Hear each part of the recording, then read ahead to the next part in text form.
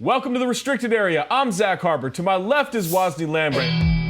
It's the middle of February, and the playoff picture is starting to get a little clearer day by day. There's been plenty of times for teams to have corrected the ship, adjusted, righted, wronged, whatever you want to call it.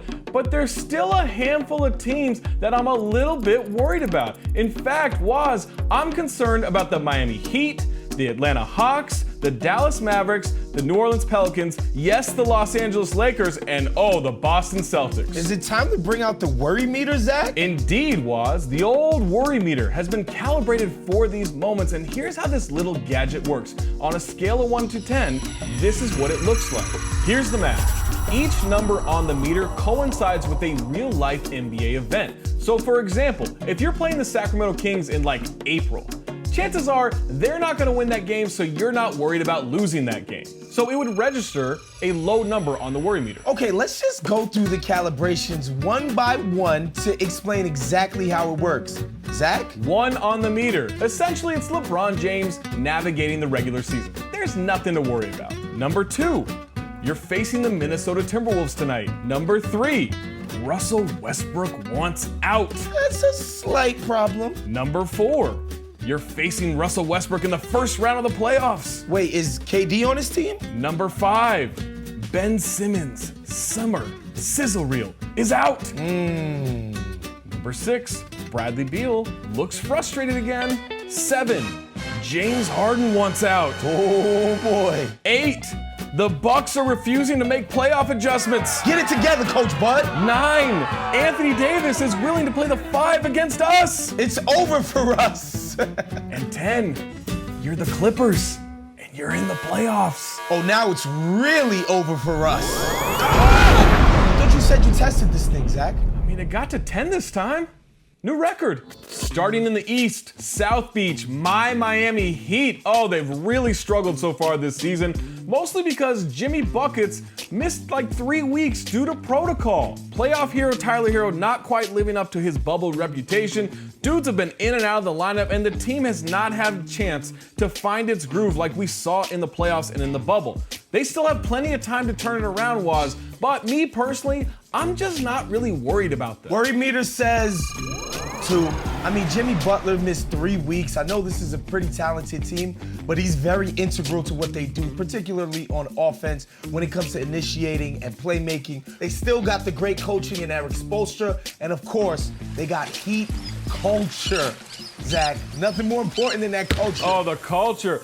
Oh, you bathe in that culture. And here's the thing, Woz, right? They played Max Strus and Gabe Vincent a lot of minutes during this time. Do you know who those guys are? I don't either, and I'm a huge NBA nerd. And with all that said, they're still only a couple of games out of the 4 seed. Just because they're not in the playoffs right now doesn't mean they can't have home court advantage in the first round. It's Heat culture, baby. We snort that stuff. Yeah, and that's why it's a 2 for me, Zach. This is about as worrisome as playing the Timberwolves on a given night. Staying in the East, and we've got the injury-riddled Atlanta Hawks. Their big offseason acquisition, Bogdan Bogdanovic, has really bogged down the Atlanta Hawks big time. What are you, Dr. Seuss now? Bog time? But here's the thing about the Hawks, right? Their offense has been like kind of okay. Trae Young's been amazing, but their offense has just been average. Their defense has been a little less than mediocre, but I'm not totally worried about them yet. It doesn't look like they're a definite to make the playoffs like we hoped in the preseason, but Woz, they still have plenty of time to get through these injuries, get healthy, and succeed on the court. Worry meter is about a 3.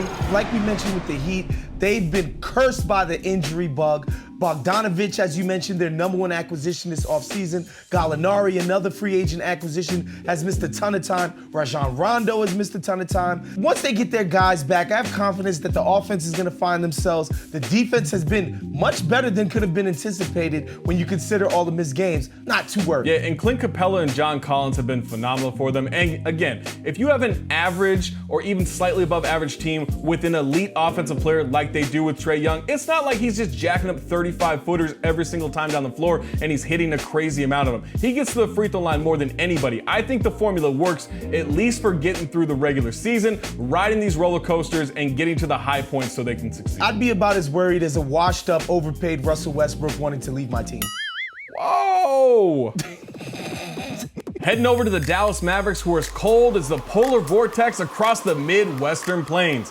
Last week, you may remember, we kind of threw away Luka Doncic's MVP odds and his chance of winning the award, and he even kind of agrees with us, saying, I don't think I should be in the MVP conversation this year. Why do guys keep doing this? They're campaigning against themselves. It's horrible marketing. It's faux humble, or I like to call it a fumble. But this team is a train wreck defensively, Waz. They're ranked 27th in defense at the time of this recording. Luka's three-point shooting has improved, but they pretty much just live and die with him because they don't really have a lot of help. I don't know where they can get more help from him. I guess it would be Kristaps. But Waz, I can't believe I'm gonna say this. Are they gonna make the playoffs? Wait, hold on. Let's check the meter now. Worry meter says 5. Oh my goodness, yeah, this is scary, man. This is about as scary as watching Ben Simmons take jump shots on a sizzle reel, brother. Yeah, so here's the thing, Waz, is last year, historically a great offense, right? The greatest offense, most efficient offense in NBA history. This year, they're just okay, which is fine unless you're playing defense the way they play defense, which isn't at all. And I just don't know, how do you get that offense back? Yeah, it's worrisome because they do seem to obviously miss Seth Curry's shooting and his playmaking as a secondary ball handler. So I'd be a little worried if I was down in Texas. Like the Hawks, we've got another young team that we thought maybe they can make a playoff run with Zion Williamson and the New Orleans Pelicans. Stan Van Gundy took over the team, and we thought, all right, he can address the issues they had last season.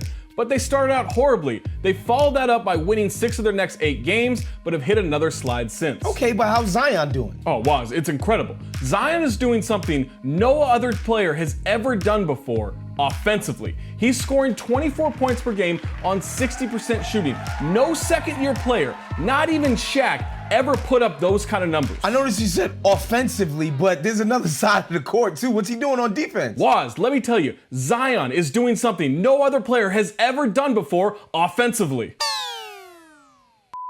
Okay, let me check the meter for a second here, Zach.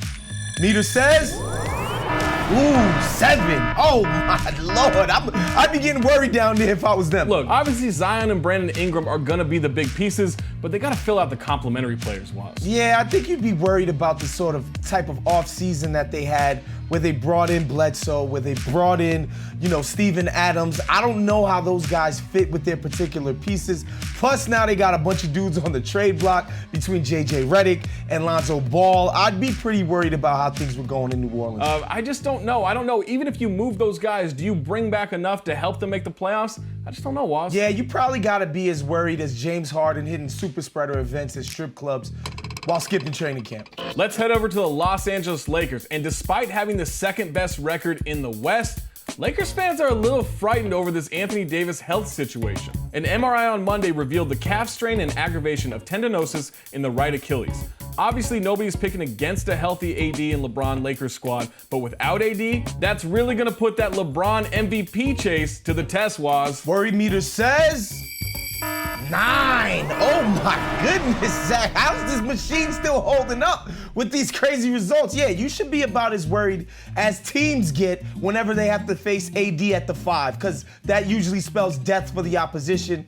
If AD plays at all, Zach. Yeah, it's kind of like hearing that Kyle Kuzma's going to take you shopping for some clothes. Be sure to check out Waz's style rankings every Tuesday on The Athletic, by the way. Let's go live right now because we've got LeBron James himself on the line. LeBron, thanks for joining me today. I'm curious, are you worried about Anthony Davis, your Batman and Robin MVP candidate, missing some time? No, I'm not worried. We're just being cautiously optimistic, and we're gonna let him rest up. It's gonna be fine. When he comes back, he's gonna be as healthy as ever, and we're gonna kill everybody just like we did last year. Besides, I once played with a sidekick who thought the earth was flat. Oh, friend of the show, Kyrie Irving. Shout out to him.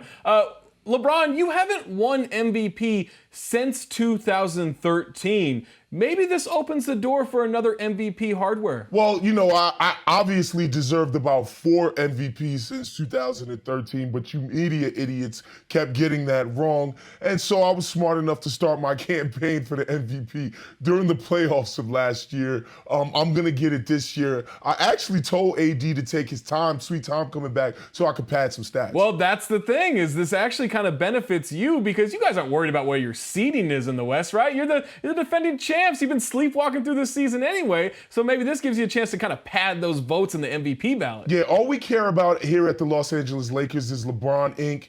And yeah, I'm going to get my MVP, and that's what everybody's going to work towards. Thank you. LeBron, I mean, don't you guys care about like championships too, right? No comment. No comment? Wait, hold on. I thought you played for winning. Like, I know you played for the fans and your family and your teammates and the league and the TV partners. I know you play for all that stuff, but you play for championships, right? Like, you get championships. July 16, 2021, Space Jam 2.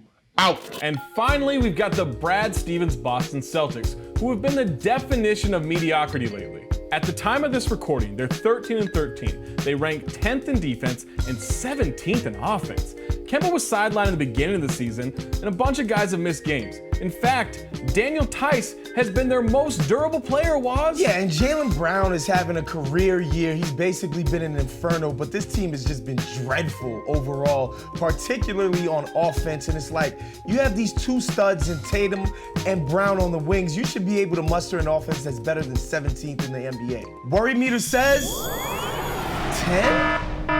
That's the equivalent of the Clippers with a 3-1 lead in the playoffs. Yeah, Waz, I know that Marcus Smart is very good. He's an excellent role player, obviously one of the best defenders in the league, and he is their glue guy that ties a lot of things together, but they can't be this bad without him. And it's just, man, it's got me wondering, like, with the way this thing's going, I don't know, man, like, should we start thinking about replacing Brad Stevens in Boston? Yeah, actually, I like this idea. Fire Brad.